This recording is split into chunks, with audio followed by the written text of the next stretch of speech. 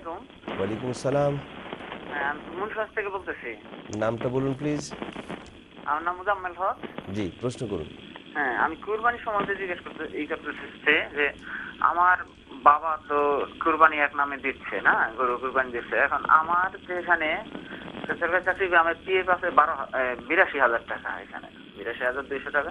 এবং আমরা একটা সবাই মিলে আর কি, আমরা 6-7 জনে মিলে আমরা একটা মানে নিজেদের মধ্যে একটা এর মতো করছি, সেখানে আমাদের এক একজনের 70,000 টাকার মতো আছে। জি, হ্যাঁ, এখন আমার বাবা দিলে কি এখন আমার কি কুরবানি দিতে হবে? এবং আচ্ছা।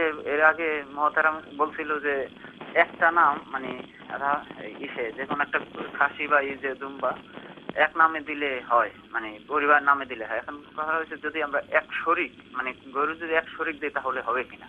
জি, এই আমার আরেকটা প্রশ্ন হলো, জি একটা করুন। প্রশ্ন জিজ্ঞেস করবো। জি, জি, জি বলুন। হ্যাঁ, জিজ্ঞেস হলো যে বেতের নামাজের মধ্যে যে মানে বাংলায় অর্থাৎ আমাদের মাতৃভাষায় সেজদা গিয়ে মোনাজাত করে হবে কিনা বেতের নামাজে? সেজদায় মোনাজাত করা। হ্যাঁ, এবং হ্যালো। জি, হ্যাঁ, এবং আরেকটা দস্তর বিছিয়ে খাওয়াটা কি সুন্নত কিনা? আচ্ছা। অনেক ধন্যবাদ আপনাকে জনাব মুজাম্মিল। উত্তর দিচ্ছেন প্রফেসর ইব্রাহিম।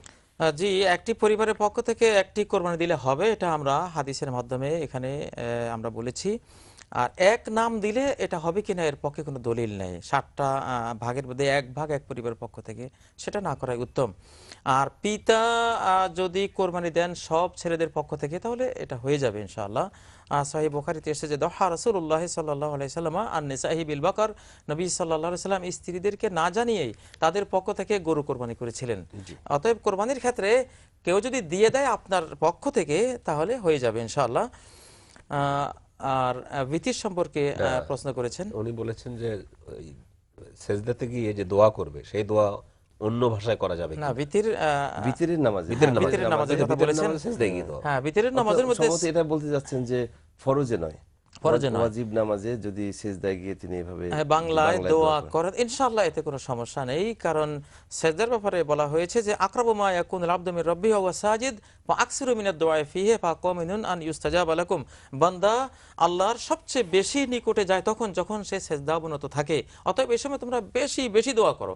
এখন বেশি দোয়া করতে গেলে সাধারণ মুসলিমের পক্ষে তো আরবি দোয়া বেশি তার মুখস্থ আর থাকার কথা নয়। দস্তরখানা বিছানো, খাবারের যে দস্তরখানা বিছানোর কথা রয়েছে, অনেকে বিছান, এটা কি যে সুন্নাত নাকি? আমি যখন প্লেটে খাবো তখন দস্তরখান বিছানো সুন্নাহ নয়।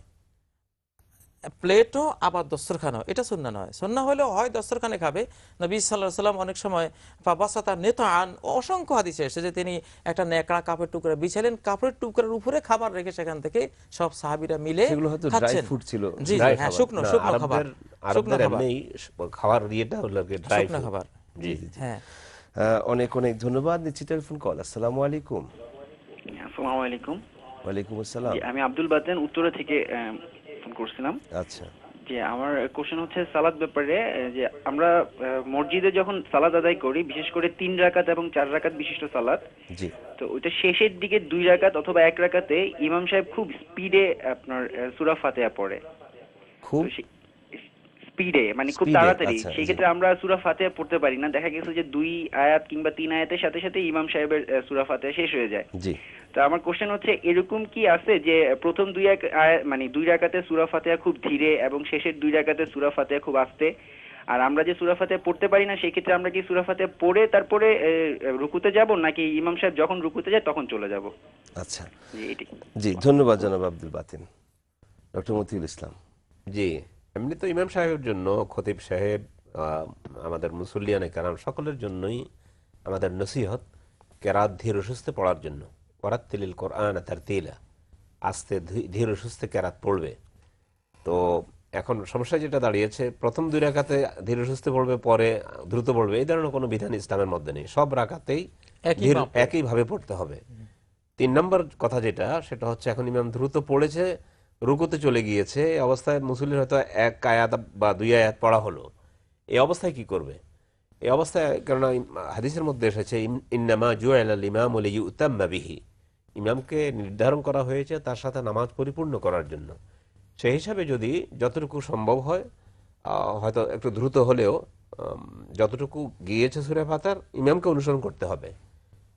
আর মানে ইমামকে অনুসরণ করা লাগবে, নইলে কিন্তু জি। আপনি যদি উনি মনে করেন ইমাম রুকুতে গিয়েছেন, রুকু থেকে উঠে গিয়েছেন, উনি সূরা ফাতিহা শেষ করে রুকুতে গিয়েছেন, তাহলে কিন্তু আবার নামাজ তো ওই যে রুকুন বাদ পড়ে গেল, জি, জি। সেই জন্য নামাজ হবে না। জি, অনেক এক্ষেত্রে ধন্যবাদ। গুনাহ হলে ইমাম সাহেবের হবে। গুনাহ হলে ইমামের হবে। জি জি। জি, কানাডা থেকে ফজলে দারাইন যে মেইল করেছেন সেখানে আরো দুটি প্রশ্ন আছে। তার একটি হচ্ছে ইন বেঙ্গলি ভার্সন অফ হাদিস মুসলিম পাবলিশড বাই, একটি পাবলিকেশনের নাম তিনি এখানে উল্লেখ করেছেন। তারপর লিখেছেন যে সেইজ প্রফেট মুহাম্মদ সাল্লাল্লাহু আলাইহি ওয়াসাল্লাম without suffer or fear in various time perform Zuhr and Asr prayer together and Maghrib and Isha prayer together. Muslim Sharif hadith number 1500 to 1509. Last month I asked you whether in winter season we can follow this hadith in Canada. You said no, but here in Calgary, Canada, our Imam from Arabian country, in May occasion, Imam asked us to perform Asr prayer just after Juma prayer. Could you please authenticate the above mentioned hadith? Professor Ibrahim Fazle Darain এর আগে প্রশ্ন করেছিলেন আপনাদেরকে যে তিনি যে একটি হাদিসে পেয়েছেন যে সফরের অবস্থায় এবং নানা ধরনের ভীতিকর পরিস্থিতিতে রাসূল করিম সাল্লাল্লাহু আলাইহি ওয়াসাল্লাম যোহর এবং আসর একসাথে পড়েছেন এবং মাগরিব এবং ইশা একসাথে পড়েছেন।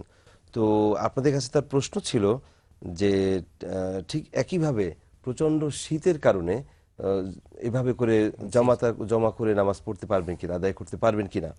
তো তিনি যেটা বলছেন যে আপনারা বলেছিলেন যে না, এভাবে পড়া যায় না, কিন্তু কানাডার যে ইমাম, আরাবিয়ান ইমাম, তিনি বলছেন যে এভাবে নামাজ পড়া যায় এবং তিনি জুমার নামাজের পরপরই আসরের নামাজ সবাইকে নিয়ে আদায় করেন এই প্রচন্ড শীতের কারণে। বিষয়টি তিনি নির্ভরযোগ্য হাদিসের ভিত্তিতে এর জবাবটা জানতে চেয়েছেন।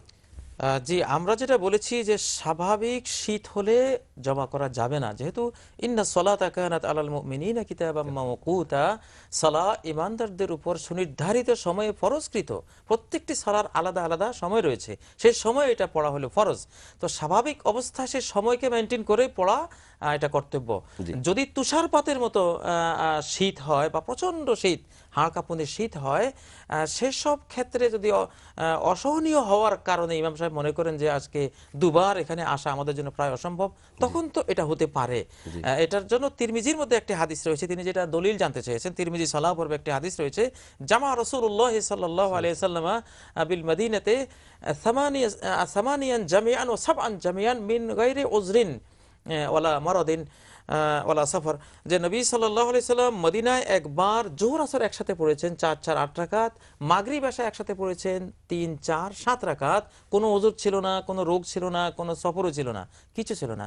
তো ইবনে আব্বাসকে প্রশ্ন করা হয়েছে যে মা আরাদা ইলা যালিক, নবী সাল্লাল্লাহু আলাইহি সাল্লাম এটা কেন করেছিলেন? তিনি বলেন যে আরাদা আল্লাহ ইউহারজা উম্মাতাহু, নবী সাল্লাল্লাহু আলাইহি সাল্লাম এটা করেছেন যাতে তার উম্মতকে কোনো কষ্টের মধ্যে ফেলে না দেন। কখনো যদি তাদের প্রয়োজন হয়, তারা মুকিম অবস্থায়ও তারা যাতে জমা করে সেদিনকার সালাহ পড়তে পারে। মাঝে সাঝে যদি প্রয়োজন হয়, খুব ব্যস্ততা বা যেমন বলেন খুব শীত, এগুলি মাঝে মধ্যে ওজোরের কারণে করা যেতে পারে, কিন্তু একবারে স্থায়ী নিয়ম বানিয়ে নেওয়া যে সবসময় প্রচন্ড শীত হলেও এভাবে পড়বেন, না হলেও পড়বেন, এটা উচিত হবে না। সহিহ হাদিসের উদ্ধৃতি দিলেন ইবনে মাজাহ থেকে, এর আলোকে আমরা এটা বুঝতে পারছি যে বর্ণিত অবস্থায় কানাডাতে তারা যেভাবে নামাজ আদায় করছেন প্রচন্ড শীতের কারণে জমা করে পড়ছেন, এটা সহিহ হতে পারে। হ্যাঁ, যদি প্রচন্ড শীত হয়, তুষারপাত হয়, জি, হাদিসের সাথে কন্ট্রাডিকশন নেই, ওনার কথার সাথে বুঝের মধ্যে একটু পার্থক্য আছে। হ্যাঁ হ্যাঁ, সেটা হচ্ছে তো কসর, তো জমাআন ওয়া কাসরা, জমা করা এবং কসর করা তো রাসূল বলেছেন, করেছেন সফরের কারণে, প্রচন্ড বৃষ্টির কারণে এগুলো করেছেন।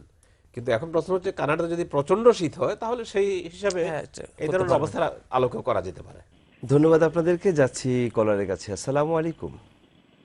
ওয়ালাইকুম আসসালাম। হ্যালো, জি জি, শুনতে পাচ্ছি। পরিচয় বলুন, প্রশ্ন করুন। কল ড্রপ হয়ে গেল। আমরা মেইল নিচ্ছি, এটি পাঠিয়েছেন নাসরিনা। তিনি লিখেছেন, my name is Nasrina and I am from New York. I love watching your show all the time. I have a question for you.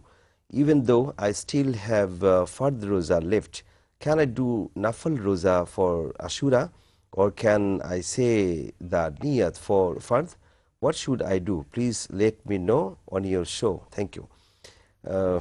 Doctor Motiul Islam, প্রশ্ন হচ্ছে যে তিনি নিউ ইয়র্ক থেকে জানতে চাচ্ছেন যে তার কিছু ফরজ রোজা কাজা রয়ে গেছে, এমত অবস্থায় আশুরা সহ আরো যে নফল রোজা পালনের যে সুযোগ রয়েছে সেই রোজাগুলো তিনি পালন করতে পারবেন কিনা, সেই and I say নিয়ত ফর, জি, এই রোজাগুলো তিনি নফল রোজা পালন করতে পারবেন কিনা।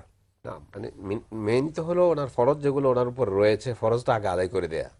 কিন্তু এখন রোজার আগে এই ফরজটা আদায় করে দিতে পারেন, অথবা আশুরা রোজা করে নিলেন কিন্তু পরবর্তীতে ফরজ রোজাগুলো আদায় করতে হবে।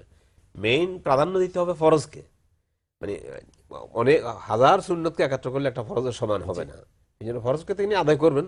যদি মনে করেন যে ফরজ আমার আদায় ইনশাল্লাহ আমি করবো, মাঝখানে আশুরার রোজাটা আমি রেখে দেই, তাহলে তো কোনো অসুবিধা নেই ইনশাআল্লাহ। অনেক অনেক ধন্যবাদ।